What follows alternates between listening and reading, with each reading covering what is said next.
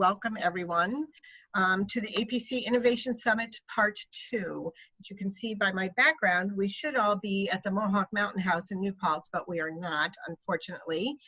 Like many things these days, we had to pivot to a virtual program. We have a full day of sessions lined up today, kicking off with this reopening session, and a full day of sessions tomorrow focused on your faculty. So I would encourage you, if you haven't signed up for any of the other sessions, to take a few moments and do that. I just want to take a quick moment to say thank you to our speakers that we have here today. We've got Janet Silver from Hinman Straub.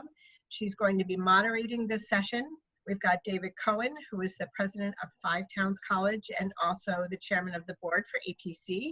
We've got Sue Cumoletti, who is the Syracuse market director for Bryant and Stratton College. And last but not least, Michael Smith, who is the president of Five Towns College. So Janet, I'm going to turn it over to you. Berkeley College.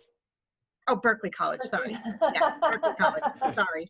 Go ahead. David does a good enough job being the president of, he doesn't need any help. Yes, he does. There you go. There you go. Go ahead.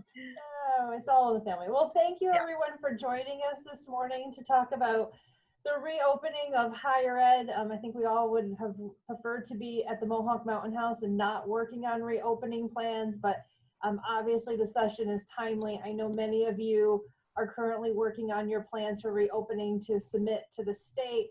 And as usual, things continuously are changing day by day. Even as of last night, we heard that there may be an additional pause to New York City regarding higher ed and trade schools, and there may be an announcement this morning at 11:30. If during the session we get any additional information, we will try to provide you with up-to-date information that is coming through as we go. But I'm excited today. We did a prep on this last week, and I can tell you an hour is not enough to talk about higher ed reopening. And I'm so excited to have the panel that we have here today. Their wisdom is amazing, and the work that their institutions have been doing. And it's a great representation of APC because we have small institutions, we have larger institutions, we have urban institutions, we have some rural institutions as well. And so I think the perspective will be really good for everybody. So just to make sure everyone is on the same page, I think, as we've talked about, you are required to submit plans to the state of New York. Your plans will be going into the Department of Health. I know some of you have had questions about that. And maybe, Donna, we can just put the link up one more time today so that people know where they need to submit their plans. There is no deadline as of yet for when you need to submit your plans. I would say, though, you want to submit your plans a few weeks or a few days before you start. You are looking to have students on ground, full capacity, or whatever your plan is for the fall. They do not need to be approved as our understanding, but again, things are continuously changing. Also want to make sure that everyone knows that there was guidance that came out from state ed earlier this week that allows for flexibility for your semester. You could have a semester of 12 weeks and still qualify for financial aid. I know for many of you, you've already made the decision to have a 15-week semester, but something to think about for the spring. So with that, I think we're going to turn it over and we're going to start talking really about the reopening plans. We're going to cover a lot of topics today that are part of the plans that you need to submit to the state. We're also going to talk a little bit about shared responsibility, liability, waivers, some of the risk factors of reopening and what the fall or the academic year will look like. We're also going to talk about some words of wisdom and some lessons learned from the panel. And then obviously, if we have time, we'll open it up for questions. If you have questions, feel free to put them in the chat. I will be monitoring them. I'm more than happy to ask the panel any questions that you have. And if you make it really difficult and you stump them, the next beverage is on me if we ever get back to Wellington's once again. So with that, maybe we'll start with David Cohen first. Do you want to just talk a little bit about some of the considerations that you undertook from Five Towns from an academic perspective about bringing students back this fall? Sure. First of all, thank you to the panel and for everybody for inviting me to participate. I really appreciate the opportunity.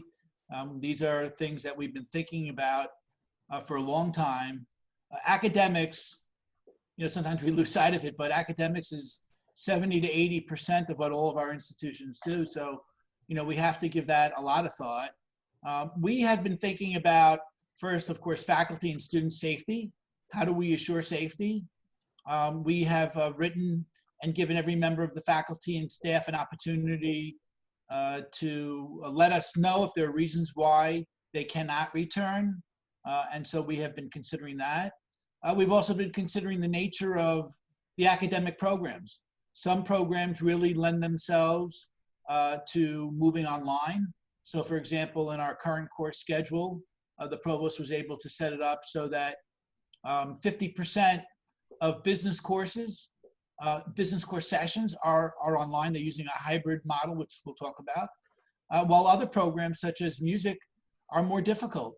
Few of those courses are using an online or hybrid model, but we've had to make changes in the way our ensembles meet, private instruction. So there's just a lot of things to think about. Every element of the school has had to be reimagined. But I will add that, we have not approached this as a negative. We've looked at this as an opportunity to really rethink and reimagine how we want Five Towns College to look moving forward beyond the pandemic. And I think in that context, it has been a positive. So that's what we're doing. And how about moving towards our west? And so for Berkeley, obviously, the challenge of being in the middle of Manhattan and having obviously more than one campus, and also operating in another state. Can you talk a little bit about some of the academic considerations that you undertook for planning for the fall? Sure. Thanks, Janet, and thanks, Donna, for organizing. Appreciate being here. For Berkeley College, we've got sort of the portfolio. We've got the urban, we've got the suburban, we've got New York, we've got New Jersey, residential, non-residential, the whole gamut. So you put it all into the pot and mix it up, and we, still trying to come out with a, sort of a comprehensive plan that, knowing that one size doesn't fit all. From an academic perspective, Berkeley was fortunate because we've been in the online space for over 20 years. So we've been through the evolutions. We've been through the evolutions of sort of the thinking patterns. I made a changeover in technology about 2 years ago at this point now, from Blackboard to Canvas. So that was well established. So much of the Berkeley academic programs, students wind up having some touch points with online along the way. And also too, even the fully on-site classes had a Canvas component attached to it. So faculty was to a large extent prepared for it. Students had familiarity with it. So the transition in the middle of March for us went relatively smoothly. From an operating perspective now is that we have the counterbalancing points of in essence students' interest. Our students are high touch. Our students are really succeed in our environment with the the hand holding and the personalized support and the attention and the care, the small class sizes, and having the resources that they can have. Now we've been designed to handle it all online. It seems to be working well from a metrics perspective. You still have that pent-up pressure of the students who really want to want to be in your building because it's a respite from many aspects of what goes on in their life, and it's a point of continuity, and there's a real inner value that they place on site. The counterbalancing part for us is from an academic perspective, where you've got faculty, who again, students are going to typically skew younger, faculty is going to skew older, and when you look at the risk coordination and risk considerations out there, faculty are rightfully going to be more concerned about their considerations. And the challenge, one of the biggest challenges, and I would say the most severe challenge that we're going to have in New York City is really transportation, public transportation. It seems that a lot of things have been designed in our process and our environment. We've got the protocols all set. We feel good about it, but what we don't have, and we don't have in our control, is how to get students from the outer boroughs into Manhattan in a safe manner. That's the largest challenge that we're facing right now in dealing with feedback. We know that it plays on two levels for us. One is that you've got the appearance of what you need to do, and then you've got the reality, and you need to play on both levels. And then transitioning upstate, there's so many challenges with downstate, but then Sue, you have got, multiple campuses in New York and operating in multiple states. I think there's also lessons learned, because for Bryant and Stratton, they were the first to come into phase 4, and also had some lessons learned from, other states that did not have some of the restrictions that we had. So Sue, can you just tell us a little bit about how you're looking at it from the academic perspective across upstate, and also, some of the work you've been maybe doing with, regionally with some of the other institutions and planning? Yes, I think that Bryant and Stratton College is going to use this moment in time to move forward and transform as well. We're going to take the high road. Pre-pandemic, our curriculum was delivered in an online format. We have a mature online. We have our traditional face-to-face, along 8 campuses in New York State and others in 4 other states. So basically, we had traditional face-to-face 15-week at the campuses. We had online, and we were actually piloting a face-to-face blended classroom, which would require students to come on campus only 51% of the time. So we did have a couple of programs that we were piloting, and it was going very well. And then, when March came along, we added a 4th mode, which was a remote classroom experience, and it was actually a synchronous classroom experience. We geared up quickly, trained faculty within 2 weeks, and had a pretty successful, end of term, and started another term in a synchronous remote classroom environment. And so as fall approaches, and we're all thinking about, going back to that face-to-face. What we're doing is we are going to open our doors. We are going to have a reduced and a condensed format for face-to-face. So we will have, 15 weeks. We'll have a traditional face-to-face, but it'll be primarily for our clinical courses and our students in our housing, which is generally our athletes. But we will begin face-to-face on time. We will wrap up face-to-face on the 25th, right before Thanksgiving. So hopefully we've built in a potential, shutdown plan. All of our courses will go to remote. So we're not condensing to 12 weeks. Our courses are going to go for 15 weeks. Face-to-face, if all goes well, will be completed by the 25th, right before Thanksgiving. And then a number of other courses which have been going very well in the synchronous remote classroom environment will be offered in the fall. So primarily synchronous remote classroom, face-to-face blended, and traditional face-to-face primarily for clinical, and of course online. Thanks. I mean, that's the amount of planning to roll that out for, that many locations in state. I know there's been a lot of work done by all of you in trying to put these plans together. So maybe we could talk a little bit about, as you've been planning and trying to come up with the details continuously changing, how have you been communicating with your students, your faculty, and trying to keep your students engaged? I think everyone in higher ed is really worried about, what do fall enrollments look like? What is the melt over the summer? How is it that you can try to continue to have that best experience? And, we've had a lot of conversation over the last few weeks within APC that, while there may be different modalities this year, whether it's a remote learning experience or a hybrid experience, the program is the program, and that the institution's cost for responding to COVID and the tuition being charged doesn't change. Everyone's just trying to come up with new and creative ways in which to provide that same high touch experience. I heard that earlier today. You all provide that high touch experience. How do you have that high touch experience, both with your faculty, your students, and continue the engagement? So Michael, I don't know, do you have some words of wisdom to share with folks and some of the creative things that Berkeley has been doing and communicating with students and parents and faculty and staff? Right. So Berkeley runs three semesters a year, 3 15-week semesters. So the transition was in March was our winter. We had a 2-week break in between and started right into our spring semester. That'll take us up into the beginning of August, where we'll have 3 weeks until we start our September semester. So our students we're in contact with. And also too, we've been having, with the distribution of the CARES funds, we've had a hyper level of contact with students, because it's interesting because students, if you track your response rates to email, the student open rates on email are typically poor.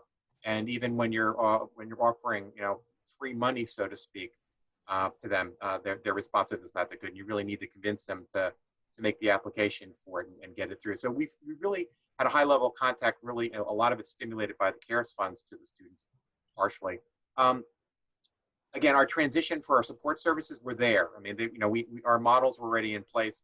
We surveyed our staffs, and it was interesting. We did a COVID survey of our staffs, and they felt that almost with a 95% level of satisfaction that they had the technology and the comfort and the ability with our technology platforms to be able to work from home efficiently. So that was really good. What they did say to us is that they wanted higher levels of communication from us, and that was probably the area where we needed to work on the most. As presidents or those at the executive level and higher levels, we're involved, every single day with COVID planning, from pre-March all the way on through now. The disproportionate amount of time that you spend on the space is really amazing. But just because we're spending a lot of time on it doesn't mean it translates all that well. So I'm constantly, I do 1-minute videos that I send out to staff. It's emails. You try to push it through a number of different directions and try to get people. Again, you want to create the awareness of what you're doing just because you're knee deep in it. And it's interesting.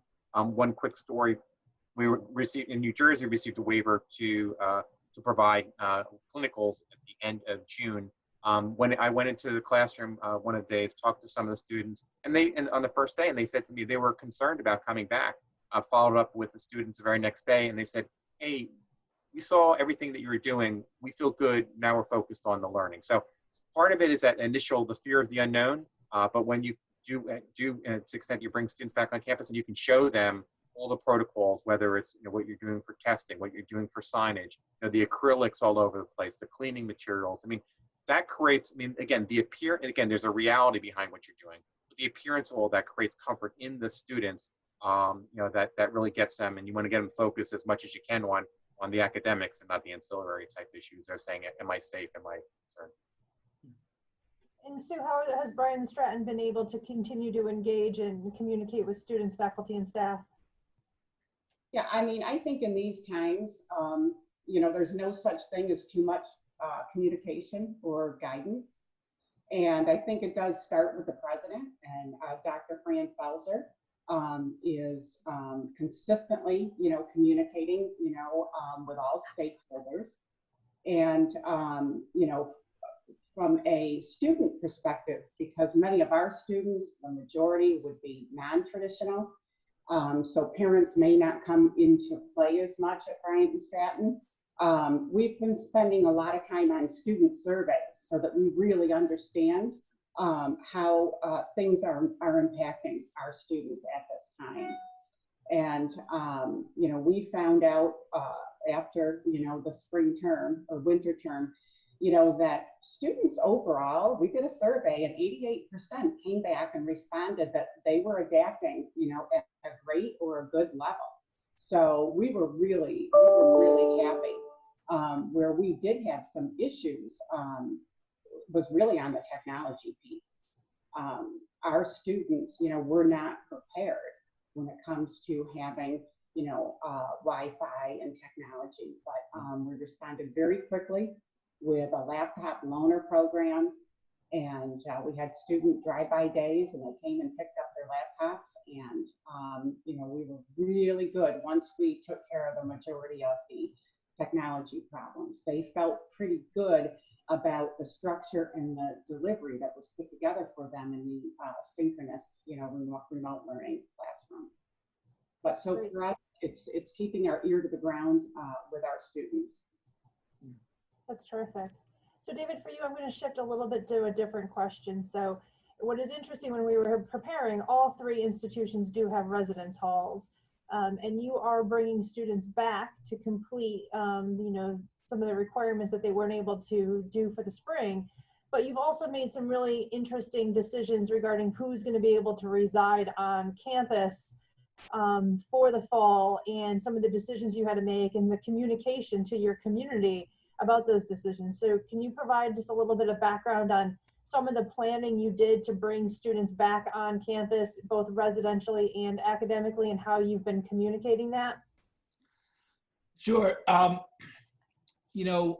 think, our position is a little bit different than some of the larger institutions. And so some of the things that we've done may be a little bit different than my colleagues, but I think through June, certainly the end of the spring term, we did a really good job of getting out in front of the conversation, emailing and talking with students.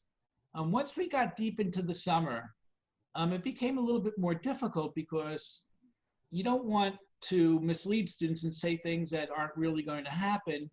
And so for us, I think there's been less conversation with students and fair for criticism than I probably would have liked. We released approximately 8 what we call advisory notices.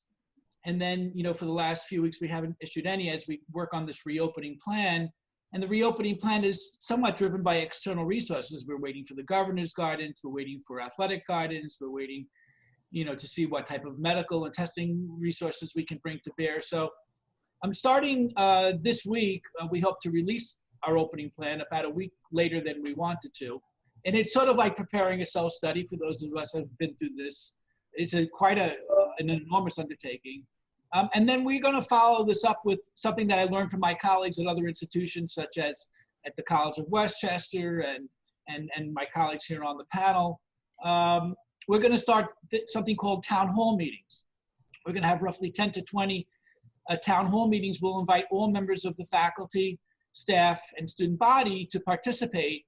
And there'll be different people on different panels depending upon what group they fall in. So for example, resident students will be invited to a panel where they'll be resident, and we'll talk about our reopening plan and hopefully answer questions to help people feel comfortable. But to your specific question about the residence halls, the irony of it all is that in this middle of this pandemic, Five Towns College is facing a good thing, and that is what our largest enrollment in five or 6 years, and we were looking at a position where our residence halls would be filled for the first time since 2014. And with all of this in phase 4 reopening, if you have residence halls, you have to have a plan for isolation and quarantine. And so we spent a long time trying to find resources off campus to isolate and quarantine our students. And then we realized that that just really was not going to happen. So we've made the decision to take one of our residence halls and close it and keep it in reserve for isolation and quarantine. But the reality of that is that we're going to lose roughly 25% of our overall capacity. So, when the plan from the governor's office came out, we were already over 75% of capacity. So now we're in a difficult position of, well, who do we take and who do we don't? And we knew that we would make some people unhappy. But on the other hand, we also knew that there were some people that had signed up for housing that probably weren't going to come anyway. So we first began trying to figure out who wasn't coming anyway. We tried to figure out, who financially really didn't have a plan to come, because there's always a few students who sign up for housing and, that it's beyond what they really want or what they need. And then once we did that, we took a circle. We've done this in the past when we had capacity problems. We drew, I didn't do it, but staff did it, a 10-mile radius around the campus, a 15-mile, a 20, and a 25-mile radius. And we started inside that radius, and we began not with freshmen. We decided that we wanted to place all the freshmen because we didn't want to, change their academic experience because they're still getting started. At the top of that list were the students who did not need to live on campus as much as others. So for example, if under our new model of hybrid and online learning, they didn't need to be here 5 days or 4 days or even 3 days a week, we went to them first and said, look, you live close, you don't need to be here 5 days a week. We need to create a space for freshmen. And then we moved down the road from whether you need to be here. Then we went to the students who live close and have lived on campus for a long time and had that experience. And we went to the seniors and said, look, you're graduating in January, you lived here for 3 years, it's time to make some room for other students. Now, I will tell you that we're still communicating that to students. So when you ask me, how did we communicate it? You know, we're still working on that. And I can tell you that we are expecting pushback. But at the end of the day, you know, we're making a decision. We're not acting arbitrarily. And we're also keeping as a mitigating factor, there are some students who even live close, who we know have very difficult personal situations. And if we think to make them live at home would put them at risk or create other issues, we're waiving that and we're moving on to other candidates.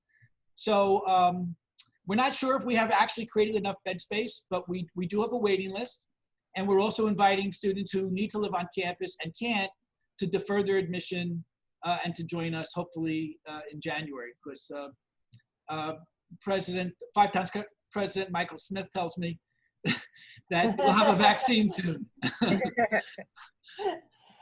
So I think that the res halls, and I know many of the APC members don't have res halls, but I think for anyone that does have the residence halls, it definitely makes the reopening plan that much more of a challenge. I can tell you just in conversations with even the not-for-profit institutions, there is varying significantly where people are saying freshmen only are returning, some are only allowing freshmen and seniors. There was an announcement even this morning, Sue, I saw in the Syracuse paper, that Syracuse University, just think about it, they have 2,000 students that are on one of the quarantine states who would have to quarantine for 14 days. SU came out and said, we're happy to have you back in Syracuse, but you're gonna have to quarantine for 14 days in New York on your own dime, and you're gonna have to figure out your quarantine plan, and we'll have hotels available for you, and they're suggesting students ship their stuff for their dorms ahead of time and ship it to the dorm. So just think about those challenges across the state, and it hadn't really dawned on me that you're going to have potentially 2,000 students coming into Syracuse from, you know, multiple states, and what that does to the local economies, but also from the planning perspective. And do you start to see a rise? So David, I'm looking at David, but I meant to say, Michael, you know, you had the res halls and you also had some students that stayed, and you were able to quarantine and isolate and work your way through it. And I know you also have a plan for, you know, healthcare screenings with an app. Can you just talk a little bit about your actual experience with students who remained in your res halls, and a little bit about how you're going to do the healthcare screening and the information within the institution so that students and faculty can decide whether they can be on campus? Sure. So just, I mean, the residence hall piece for us was, you know, I'll say simple, but I mean, a simple answer really, when we shut down and went completely to online classes, in a perfect world, we would have loved to close the dorms. And in essence, because it's just, you know, we see it as a breeding ground, just what as a tremendous area, a lot of close contact, and just the ability to create all the protocols that were out there, even back in mid-March, were difficult. The reality of our lives for our institutions and the students that we serve is that they do have a lot of needs. David talks about, you know, students going back into, you know, environments or unstable environments. You need to take that into consideration. We had quite a number of international students, and it just was not practical for them to go back to their, you know, to their home countries to do that. So in essence, we were fortunate. We in the beginning stages wound up bringing in a lot of catered meals for the students, really try to encourage them to stay in place. And throughout all our dorms, we had one potential case of a student that we had the ability to isolate. And really, to this date and time, you know, crossing fingers or whatever works, we've been very, very fortunate that we've had no exposure. Now, in the context of us moving forward, as far as testing, again, we went through the whole concept of what testing was, and again, you know, we sort of looked at the practicality of it. We know that the pure testing is only good as of a moment in time, and sort of the ability to continually test your population with physical tests is, you know, really not limited, and it's sort of a false sense. What we did at Berkeley is we created an app. We created an app where every employee and every faculty member and every student coming on campus needs to self-certify. And basically, there's a panel of like 5 different sets of questions, you know, regarding exposure to individuals with who've tested positive. You know, going to states with you have the 14-day waits, whether you yourself are presenting with conditions. What happens is that basically to come onto the site, we have a single point of entry for each of our locations. You need to show and evidence the app on your mobile device, and it's either green light or red light. Green light, it has it. We're logging that to have, but being, you know, very conscious of HIPAA considerations that you have out there. And then also too, to the extent that we have someone that's coming on campus that hasn't completed it, and again, to the extent that you're looking at outsiders or vendors that would not necessarily access to our portals and our systems, we have a manual process and a form for them to go through. But that we're looking and relying upon individuals to self-certify as to their temperature. We do have the remote measurement. We're not going to be measuring at this point now. We're not envisioning measuring temperatures on individuals coming into our premises, and we are not requiring tests. We're requiring the self-certification, which is good for a 24-hour period of time. We have a question in the chat room wanting to know if anyone is thinking about testing using the saliva pool to test incoming students. Has anyone looked into the saliva test versus the nasal test? We've looked at testing very closely. The saliva test is it would be the better test because it gives you an instant response over the nasal test, but they're not as available. There's a real shortage, and they're not as reliable. We had been opting for the PCR nasal swab test, which is in our plan that we're going to use that plan, and yet that whole testing regimen was based on a 24, 48, even 72-hour turnaround time, and yet the news reports today, because of the surge in cases out west and in the south, there's a whole 2-week, turnaround on that. So it does, change. It could change, our plans on how we want to administer the testing protocol. But the saliva test would be great if they came up with a test that you could take, get an instant response. Well, I mean, that would be ideal. Even if it was less than 100% accurate, it would still be a game changer. But I don't think it's readily available. But part of the saliva pool testing is basically taking, as opposed to testing one sample, you're testing a subset of your population collectively and doing that. So again, with any of that live testing that's out there, and again, I know institutions that have more of a residential population, we're looking to define residences and doing the pool testing in that regard. But again, you have students that are very fluid. They're going to be in and out, and to the extent that you're testing as of that moment in time, that test is as good as that moment in time. And unless you are continuously testing, you're going to get a false sense of security that's out there. Again, it's better than not doing it all. And if you know right at the outset you have something, that's a good thing. But we're at this point now, we're shying away from the live testing. I think it'll be interesting too. I know there are a few institutions across the state who are actually looking to conduct research studies regarding their populations as they bring them back, looking at wastewater, looking at mandatory testing, and working with their academic health centers to see what is the rate of spread. And so again, as some of those institutions are starting to come back and they're bringing students from multiple states onto their campuses, there may be lessons learned, especially as that information and data comes out. And we'll continue to make sure that we share all of that with you at that point in time. Sue, what is Bryant and Stratton doing in relation just to testing, since you do have such a large commuter population that's coming from, a larger geography coming into your campus every day? Are you requiring testing for people to be able to start in the fall, and are you having periodic testing throughout the semester? Right. The only population, that we will be testing will be a small population at our Syracuse campus that has housing.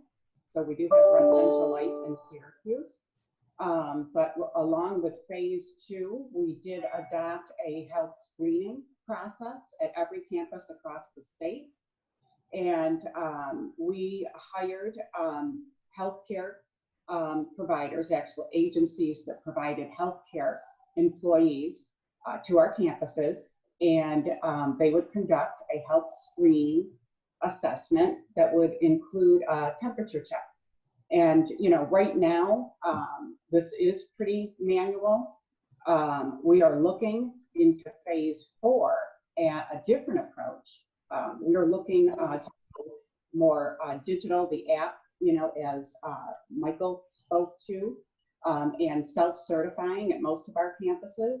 We're also looking into some technology right now that looks promising. One is the Wello station, and thermal cameras, so that, you know, as people, you know, come back in, you know, much greater sizes, we're never going to be able to do it manually like we are right now. So phase 4 will have hopefully quite a different health screening process in place for us. We're doing our research now. Perfect. So maybe before we switch topics, we've covered so many of the reopening topics that are included in your plans. I just want to remind people, for those that don't, I know we've talked a little bit about, you know, res halls, but even in your plan, if you are more of a commuter institution, you still need to cover isolation, quarantine, you know, how to support your students. And so if you do have a commuter population, the suggestion we've been giving people is to really think about local resources. And we know there are resources in certain parts of the state that are, you know, more robust than others. But thinking about that, of how do you support your faculty, your staff, your students, if they do get sick, if they have to isolate, if they have to quarantine, where are the testing centers where they can go? And another piece of advice is, if you're putting out testing centers, we're encouraging people, you may also want to double check just before you require it to make sure it's a state lab, or what's the lab processing if you're suggesting that someone go. Right now, my understanding from a lot of our healthcare clients is the hospitals are having difficulty. If you're using the national labs, as it was alluded to, it can take anywhere between 7 and 14 days to get a test back. So if you require a test, let's say 7 days before returning to campus, and a student or a faculty member goes to a national lab, they may not have that result back even to be able to give you the baseline that I know so many of you are hoping for. So we have a question in the chat room. They want to know, how are you managing your open houses and working with prospective students? So can we shed a little light, because we know that that is such a big portion of everything that you're doing at this point in time, is working with students and, you know, getting them on campus, whether it's for next year or for the fall. Can you share a little bit about how you're handling open houses and working with prospective students? David Cohen, I'm going to pick on you first. So, thank you. Like many things, you know, it's a very fluid situation, subject to change. I think we're still, you know, waiting to see. We don't have any open houses or campus visits scheduled at the moment, but we're looking at, you know, the concept of some type of virtual open house, where students can, you know, get more of a virtual tour and still have conversations with people. I do think that there is some understanding, even by prospective students, and we're very traditional in our starting time. So I know that many of our member institutions have alternative calendars where they have multiple starts across the year, but we're very traditional. Our big start is the fall. So we really have a little bit of time before the kids who are really joining us for the fall of 2021 really need to see the campus. So we'll do a virtual event. We'll do a lot of virtual events, probably smaller events, a lot more conversations online. And we, in our opening plan, will invite prospective students to the campus. They will have to, and that's the only exception, by the way, to visitors of the campus. We will not allow visitors this year, even business visitors. They will be invited to campus. They can come with 1 or 2 of their family members. They'll have to wear a face mask, you know, and we're wrestling with the idea of, do they have to be tested, you know, prior to coming to campus. But, you know, for us, you know, that cycle works if there is a vaccine, an effective vaccine, because we could say to students, listen, you know, we're going to do this virtual event with you. We'll get your application moving. And you'll have a chance to visit us in the spring, in which case, you know, we would try and hold everybody up till the spring if we knew that was a cycle. So we could take a little bit of a wait and see approach again, but we work on a very traditional calendar. We have a very small January class that enters. So we have that luxury, to the extent that there is a luxury. But I know that some of my colleagues that have multiple start dates are wrestling with this, and it's a much bigger issue. So I will, you know, yield the floor to my colleagues from the other institutions. Does anyone actually, Sue, yeah, I was gonna say, are you allowing people on campus to come and do any campus visits? We are, and there's, you know, quite a bit of health and safety protocols that we are following. We would prefer if it would be just the students themselves and possibly only one other person. Both individuals do have to pass the health screening assessment. All visits occur in quite a sizable nursing lab where, you know, people can wash their hands before they come in. There's more than 6 feet distancing, you know, between the admissions representative or the financial aid advisor. And those individuals enter into the room, you know, wash their hands. Everybody wears masks, go through the interview.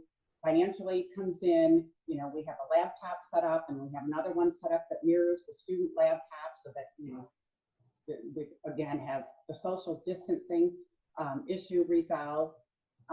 We don't tour all through the campus, only, you know, through the empty halls of classrooms right now, not where anybody else is working. And they wash their hands and then we sanitize the room afterwards. And it has been going very well. But again, students, you know, certainly have the choice to do a virtual admissions appointment as well, which has been going very well since March, you know, since we put it together and held quite a few education training programs for our admissions representatives. That's going well. And many individuals are preferring, you know, to do the virtual visit. But when they would like to come in, we now have a safe, we feel very safe visit, you know, process for them to go through. Maybe shifting topics a little bit, maybe we can talk about some of the thoughts you've had regarding, you know, shared responsibility. You know, did any of you actually are requiring students or faculty to sign waivers to come back to campus? And if you are having them sign waivers, is it across the board or is it for specific programs, such as if it's got a clinical component or they're going to be doing field work? So I know this has been one of those really big hot topics that there's no consistency from institution to institution, and it is really a difficult decision based on the environment within the institution and the kind of program. So I don't know if maybe you could just share a little light on that. I mean, Michael, I don't know if you have some thoughts on that. Sure. You know, again, it's interesting, and you always want to be cognizant, certainly as a proprietary institution, as to how things are perceived. You know, we went down the path with the arbitration agreements, and then basically how those are viewed. So we evaluated, looked at it. Right, the positioning that Berkeley has right now is that we are not looking to require those, and ideally, in a perfect world, we receive, you know, some governmental coverage through their risk coverage. There are various different pieces of legislation that we're tracking, both in New York and New Jersey. But you know, whether that's going to be in and approved by September, we don't seem to know. Right now, as of today, no, we're not requiring. We just got a question too, whether if anyone's putting any new protocols or policies in place in relation to internships or requirements for any of your internship experiences. Real quick at Berkeley, basically we shifted from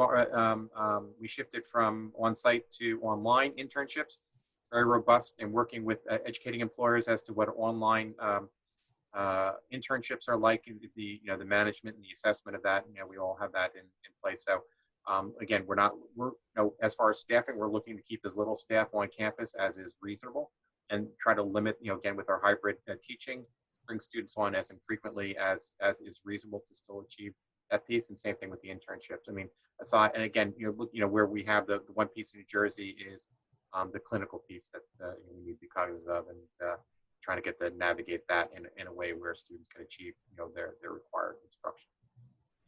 The one piece of advice I guess I would give people, and I was on a webinar last week, if you do have contractual relationships or affiliation agreements with any of your, for those of you especially with medical programs or allied health programs, you may want to include language that the site location is required to provide the PPE and follow all state, national, and local health guidance regarding COVID, just to make sure that that's clear in your agreements with any of the locations, that is the responsibility and they're agreeing to that at the time that you're actually placing that with your students. And I know, again, especially for nursing and some of those, I've heard that some institutions are requiring students to, you know, maybe sign an additional attestation or something if they're going to be entering into a nursing home or into a medical practice, into a hospital, really understanding what that is, and then also giving them the flexibility that if they don't feel comfortable or they're not willing to, there's no academic penalty or financial penalty for them not completing that requirement,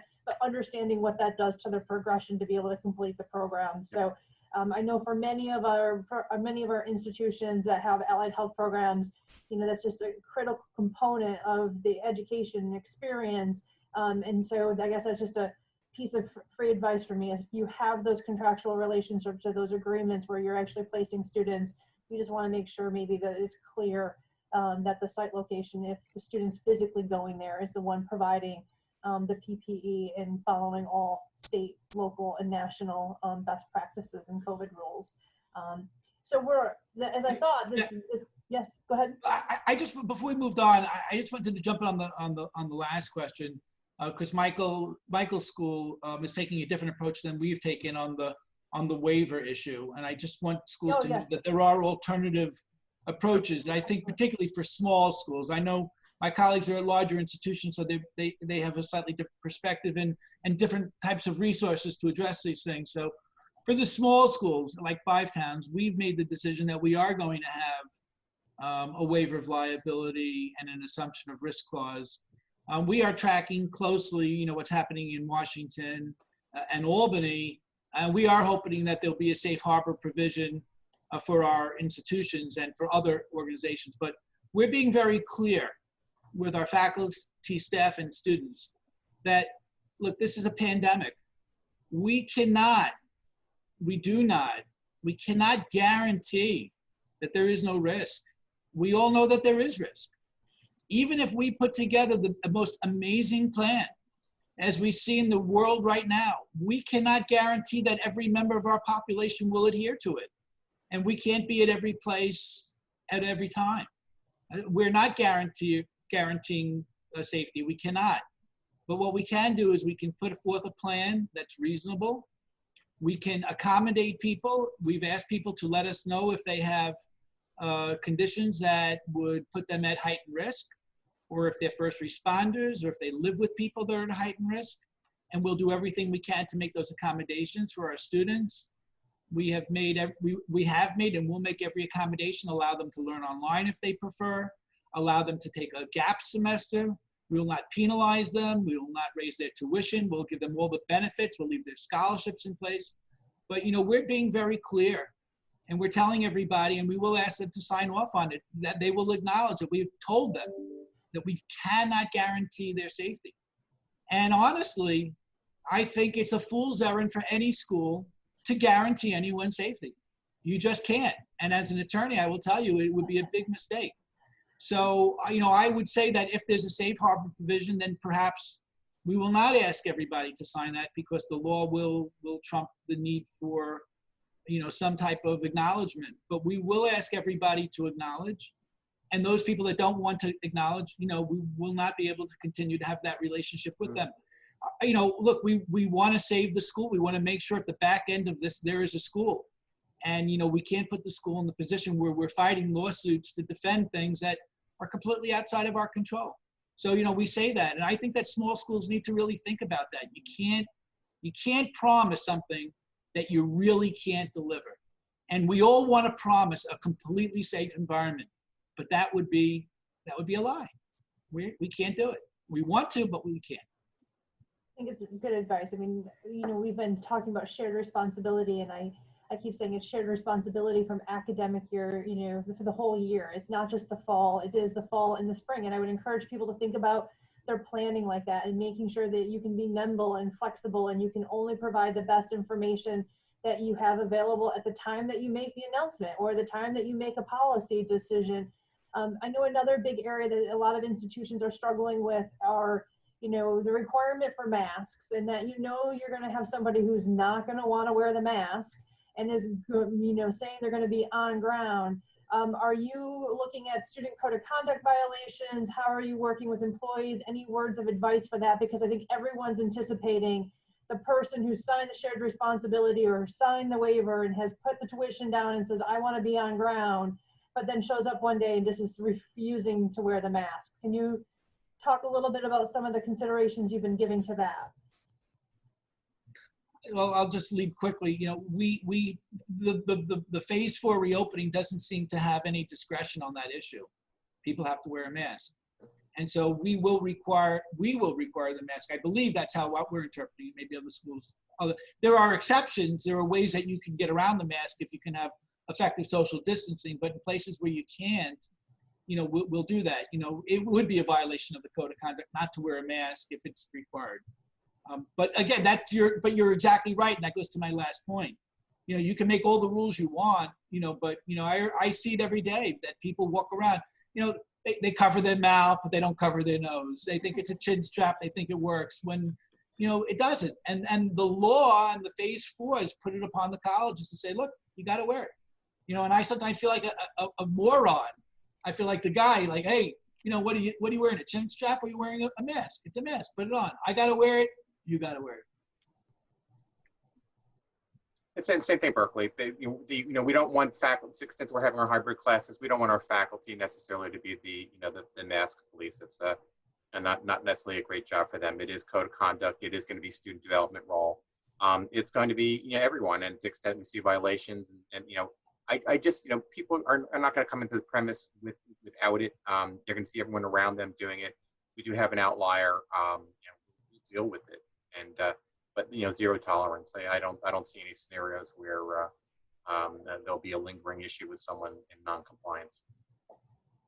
I don't remember which one of you over, and I can't remember if it was the panel or another APC member who had talked about having that conversation with their student body or their student government organizations, and almost like the self-policing of students, like it's not cool not to be doing it, or why are you here, or that's not the right way to do it, and having that as part of, you know, some of the education and orientation. We have another question in the chat room. It says, what plan of action has your college developed to manage residential students arriving from locations currently on the New York State COVID travel advisory list, such as Florida, California, etc.? So I guess the question is, for those that, all three of you do have res halls, if you do have a student who's coming from one of those states, are you quarantining them in the dorm? Are you requiring them to quarantine outside? And what's your overall policy for the institution? Or have any of you figured that out yet? Because that is another moving target that I think everyone is continuously struggling with. We will require them to quarantine on their own 2 weeks prior to entering on move-in day. I can tell you that there's essentially two trains of thought that is occurring right now into the governor's office with no clarity on it. One is that there has been a request that students can quarantine at home for 14 days, certify that they had that 14-day quarantine, and then have a negative test when they come to New York within the first 24, 48 hours, and they would have to produce that negative test and then be retested again 14 days later. We have also put in a request for some flexibility that students who are coming into New York could be treated like healthcare workers or essential workers, whereby there would be some flexibility. They would have to have a negative test, and there would be heightened daily healthcare screening. So rather than certifying maybe once a day, they would have to certify 3 or 4 times a day that they weren't exhibiting any symptoms, that they didn't have a fever. And if they answered yes to any of those questions, then the isolation quarantine within the institution's plan would kick in. But I know that this is a big issue that people are looking for clarity on, especially as more states are getting added, and the idea is that we may have more states getting added, even getting closer to their start dates of when students will be here in New York. And we will continue to communicate with the governor's office and state ed on this issue. And if we get any clarity, we will make sure that all of you have it. So we only have Janet, just to that point, we take a slightly different approach to what the folks at Bryant and Stratton may be doing. We've been all over the map on this, and we finally decided once we cleared out that extra residence hall, and we did have a significant number of students coming from out of state. In fact, in this irony, 50% of our applications from new students are from out of town and seeking to reside on campus. So we are going to open up our residence halls for quarantine. They'll have to arrive approximately 16 days in advance of the start of the semester. That would give them the 14-day quarantine and let them get out of quarantine where we can deal with them before the rest of the students get here. But the guidance that we were working on as of yesterday was that they would have to get a test, be negative before they left their state, present it, show us that they were negative. Then they would move on campus as quarantine, not isolation, because they're not sick, go quarantine, and then stay there. But now with the 2-week delay and waiting for guidance, that could change. But that's where we are at the moment. So with the last few minutes, and that's really helpful, and I think that's kind of, even as I said, SU announced today that students and families would have to figure out a way to self-quarantine for 14 days in New York before coming to SU and have a negative test. And so we'll try to follow some of the other information from institutions and share. But with the last few minutes that we have left, I guess maybe what was the most unexpected request or suggestion you received as you were putting together your institutional plan or words of advice moving forward? But I know when we opened this up the other day, you all had some unique requests that either faculty or people within your institution had as you were developing your plans, and also, just some internal institutional advice. So Sue, maybe I'll start with you first. Well, I did kind of give some advice earlier, which I really believe in these times, you just cannot put out enough communication and guidance. But I think the most surprising thing that came up here was we launched such a successful remote term and then went into our next remote term. The questions arose, why can't we just stay remote for fall? So be careful of your successes, right? Exactly. And how about at Berkeley? Same experience as Sue in that regard. Our metrics, really, with student retention, are really lifted year over year, and again, we not necessarily something we would have expected. So that was positive transitions there. Really, the issue and the challenge for us is sort of the uniqueness of each associates and faculty members' considerations for returning to work. We are really trying to limit the number of individuals that are going to be on a campus at a particular point in time. And I think probably one of the bigger surprises is how quickly we were able to transition, how good our technology worked in that place, and with the extended period of time, how productivity of our associates has been really, really strong. I think probably much stronger than anyone would have ever assumed, because with the work from home kind of approach, we had a very limited type of work from home before. It was like a snow day, once or twice a year, and it was okay, but sustain it over 4+ months and get the quality of productivity, I think has been eye-opening and leads to what Sue was talking about, like looking about the future and how do you incorporate all this into your future, and do we need the footprints? We have a lot of real estate space. Do we need all that real estate space going forward for the way we're going to operate? And how about at Five Towns? I know you had some good suggestions from people as you were developing your reopening plan. Well, yeah, we got great suggestions from things like, can you put lids on the toilet bowls, which we've done. Little things to prevent the aerosol when people flush the toilets, and shutting down public water fountains.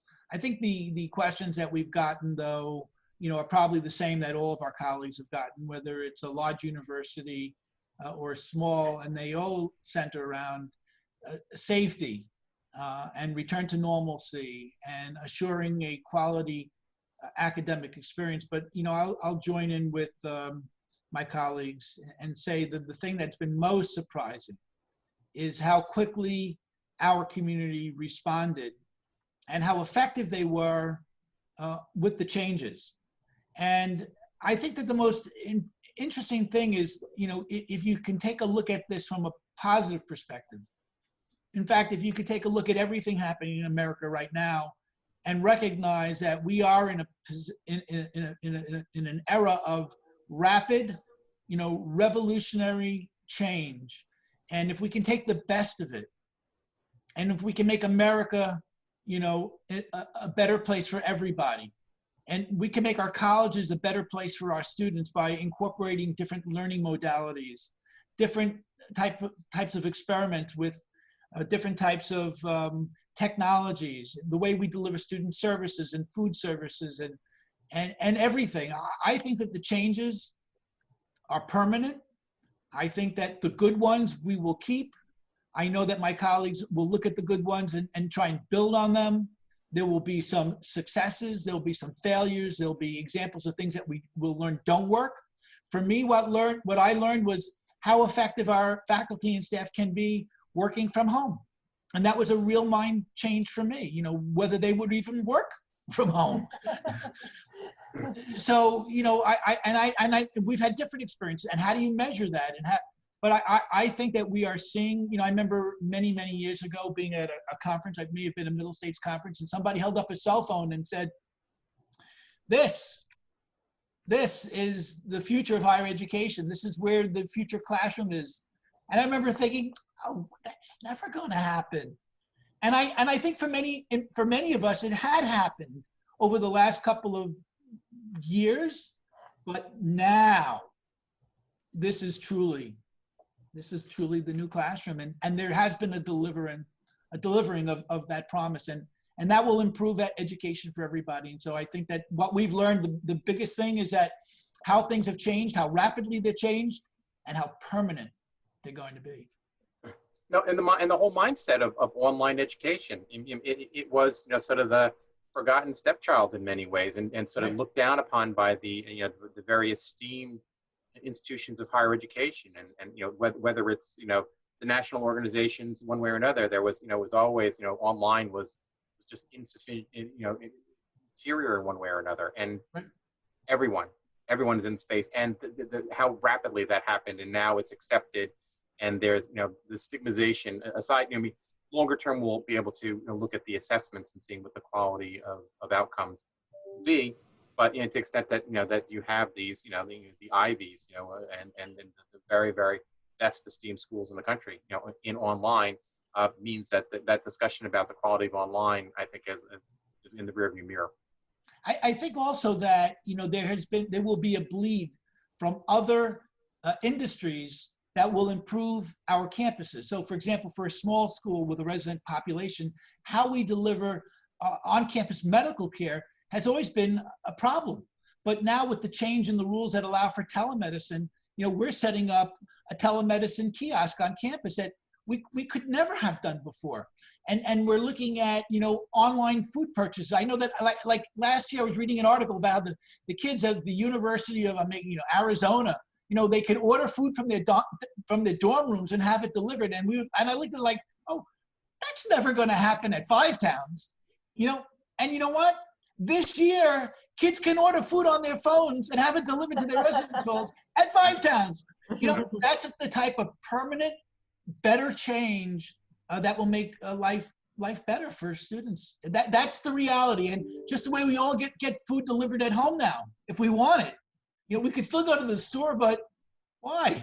They come over. You don't have to waste the time. And they pick better vegetables than I pick. So. So here's how I'm going to conclude it. The one thing I will say that I am certain about is that all of you will have a focus on keeping your institution safe. You are going to continue the focus on your students, your faculty, and your staff. And while there are not a lot of answers for what the fall and the spring are going to look like, I know for certain, and I think Donna would probably agree with me, that you guys are going to have that in the forefront of everything you do. And I bet you when we conclude the fall semester and we go back and we look at what were the lessons learned, there are things that are going to be permanent. There are things that you're going to excel at because you're nimble and you're flexible and you're thinking this through and in a way that will hopefully, be a lesson for other institutions of higher ed or for our state partners, whether it's state ed or HESC or the governor's office. So I look forward to working with all of you. And, I'm sure that Donna would agree that if there is a need to do more of these, we can do these check-ins throughout. I don't think this was meant to be a reopening one and done panel, that the complexities of the issues that everyone is dealing with are the same across the state.